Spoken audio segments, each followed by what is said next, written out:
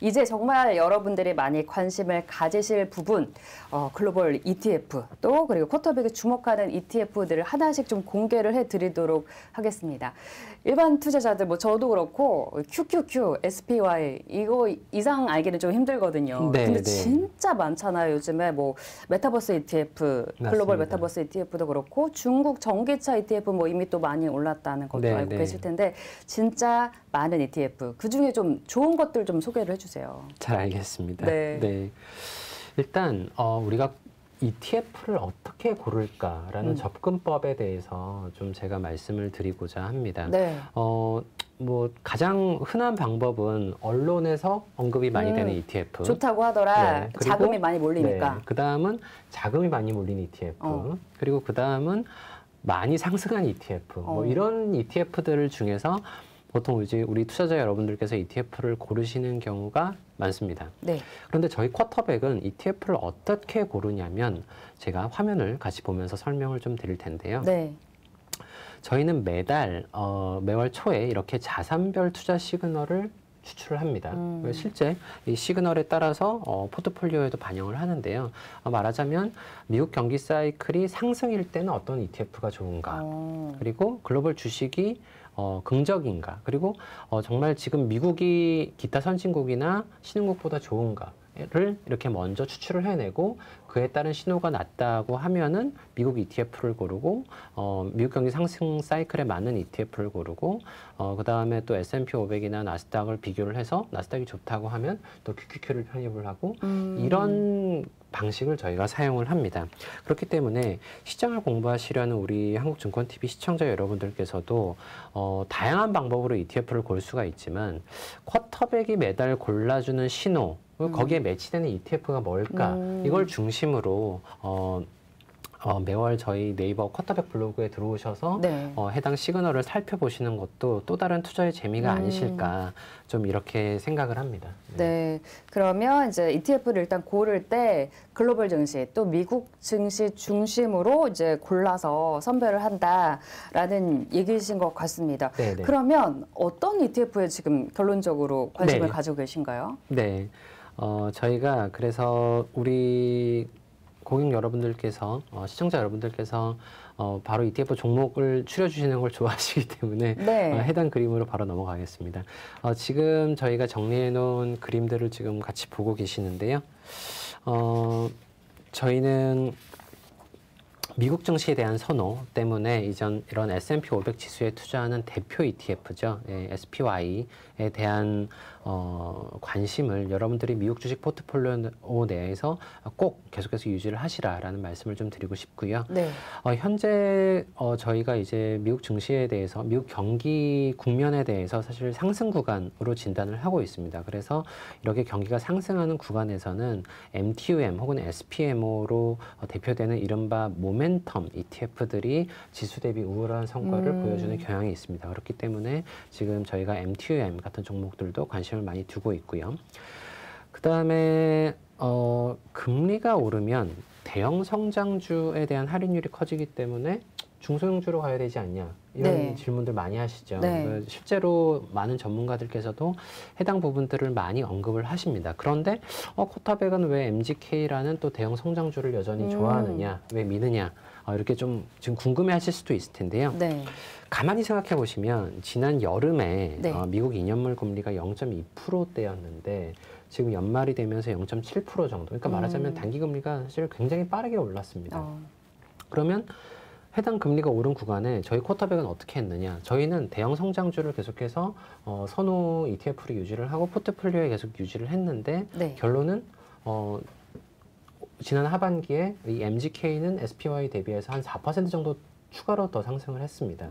그렇기 때문에 굉장히 금리 상승에 대한 성장주 매도, 이거를 너무 지나치게 도식화하시기보다는 혹은 뭐 너무 기계적으로 적용하시기보다는 각 스타일에 대한 이 정교한 신호를 꼭 참고를 하시는 게 여러분들께도 도움이 많이 되실 거다, 이렇게 좀 저는 강하게 생각을 하고 있습니다. 네, 대형 성장주가 스파이보다 4% 정도 더 올랐다라는 건 좀 저도 몰랐고 모르셨던 분들이 많이 계실 것 같은데, 네. 네네네. 여러분들의 그 ETF 다시금 선별하시는데 좀 도움이 되는 부분이었을 것 같습니다. 네네. 그리고 테마별로도 또 ETF가 많이 있잖아요. 네네.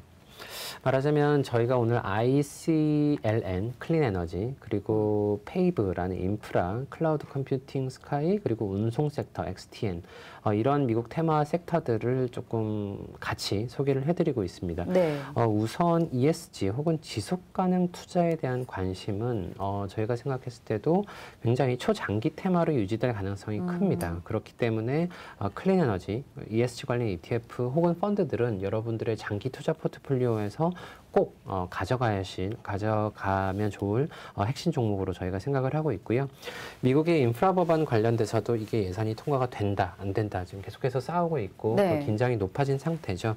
그렇지만 두 가지 관점에서 저희가 이 인프라 투자를 중요하게 생각을 하는데 첫 번째는 바이든 정부의 가장 중요한 공약 중에 하나였고 두 번째 포인트는 이 코로나19로부터의 경기 회복 혹은 이제 경제 회복에 있어서 미국의 재정 지출이 인프라에 집중적으로 투자가 된다라는 것들은 굉장히 지속적으로 저희가 주목해야 될 재료입니다. 그래서 이런 인프라에 대한 어떤 긍정적인 환경은 뭐 희망이라기보다는 어떤 당위에 가깝다. 그렇기 때문에 인프라 ETF들도 저희가 관심을 많이 주시기를 좀 추천을 드리고요.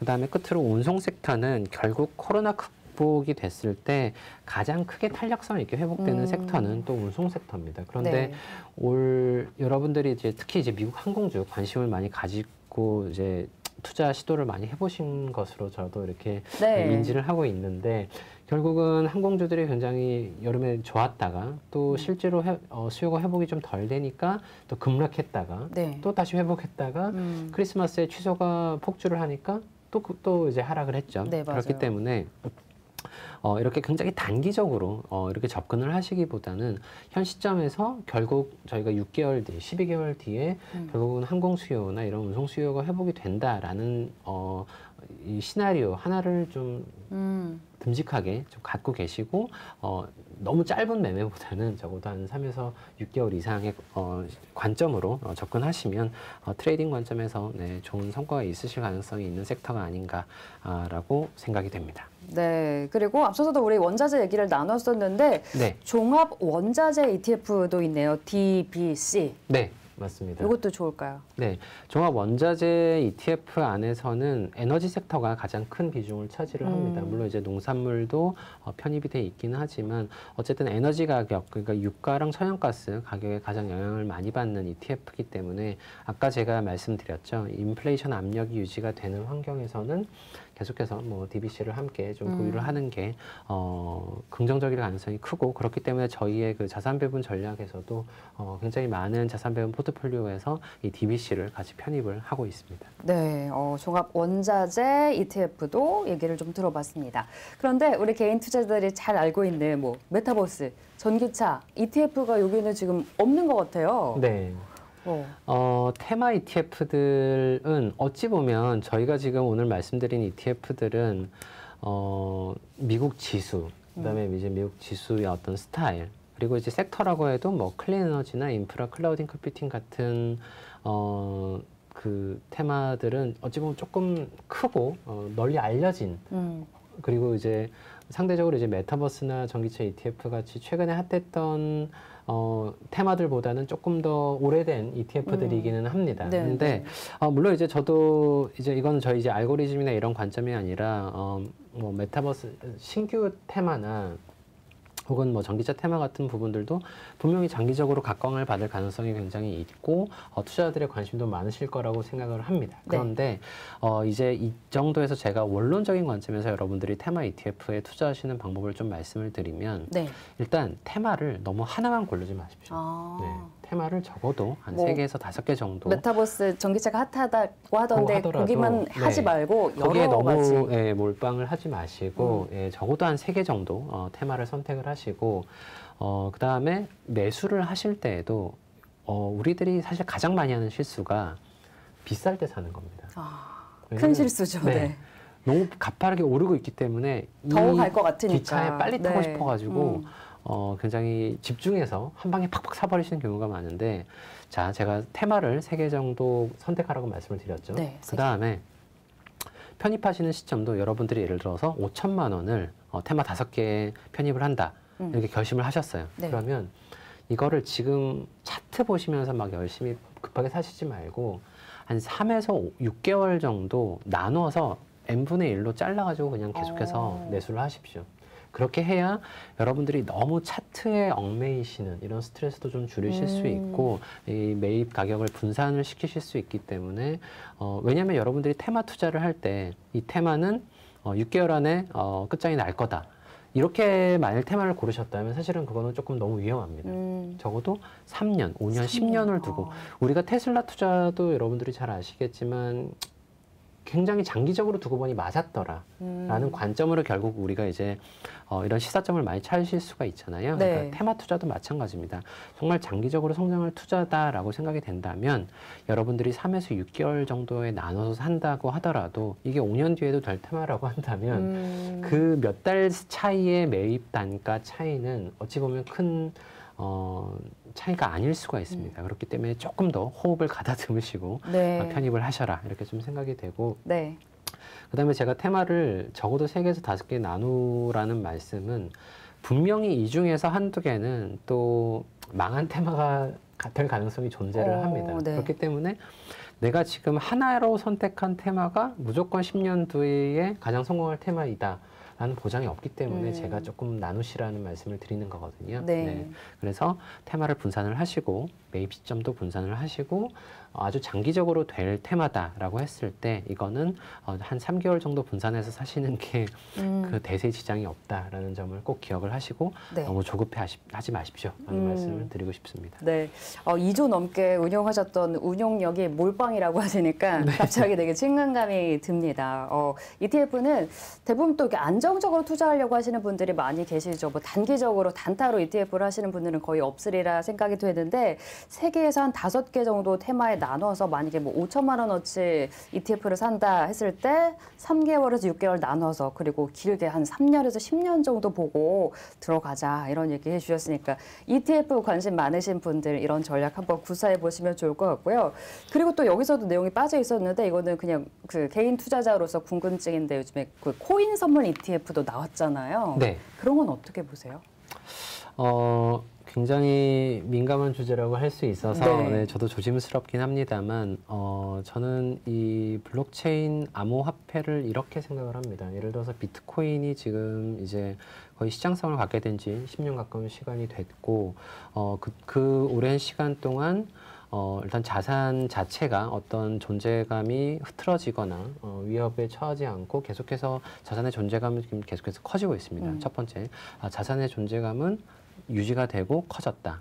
그리고 두 번째는 이제 점점 더 많은 기관 투자자들이 어떤 투자 옵션 중에 하나로 선택을 하고 있죠. 그러니까 말하자면 굉장히 비트코인의 부정적인 분들은 결국은 안 될 거다, 튤립이었다라고 할 수도 있겠으나 어쨌든 현 시점에서 봤을 때 점점 더 많은 기관 투자자들이 투자 대상으로 언급을 하고 있고 고려를 하고 있다. 그러니까 이런 부분들은 분명히 3년 전, 5년 전과 분명히 변화가 있는 그런 특징인 거죠. 네.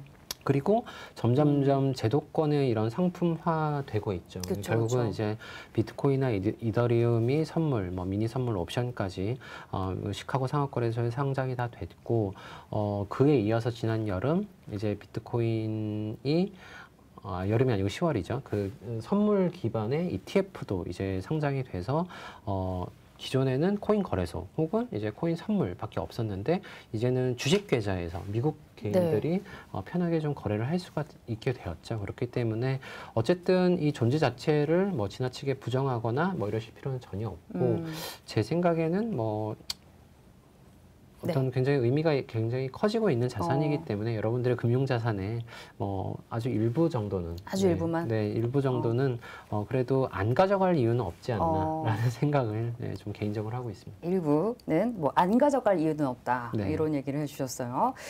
그리고 이제 뭐 항상 이제 미국 ETF 얘기할 때 꼭 나오는 게 SPY입니다. 이제 뭐 우리 포트에도 꼭 함께 들고 가야 되는 ETF다라는 얘기를 해주셨는데